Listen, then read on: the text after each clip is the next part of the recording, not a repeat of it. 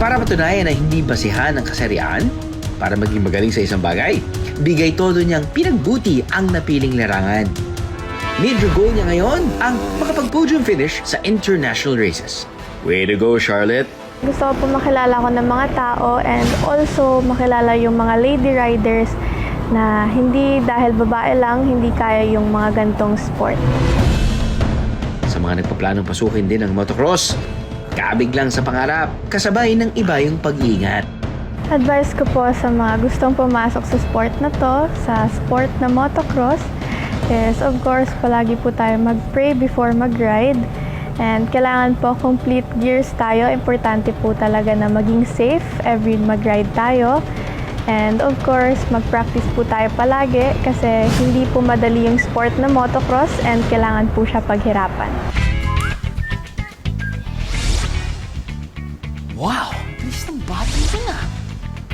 Mukhang racer in the making din ang nakilala naming 2-year-old push biker mula sa Pampanga. Meet Gavin. Hi, Gavin.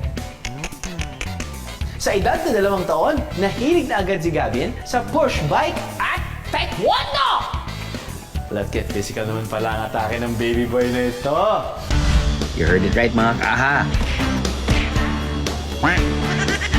Tapos na sa 1, 2, 3 at ABC si Gavin. Dahil sa murang edad, motor skills na ang binibasic niya.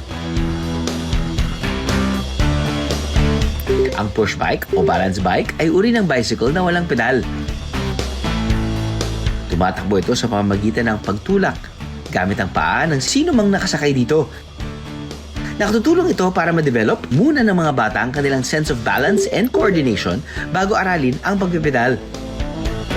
Mas na-encourage ng paggamit ng push bike ang independent riding kumpara sa paggamit ng training wheels.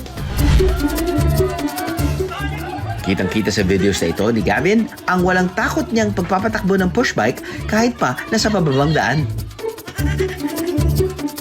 Mini heart attack naman para sa supportive parents ang trip ng kanilang baby boy. Ang kagustuhang matuto at maging magaling sa ating napiling larangan, walang limitasyon yan. Dapat ay walang preno sa pag-abot ng mga pangarap. Ano man ang edad at kasarian. Aha!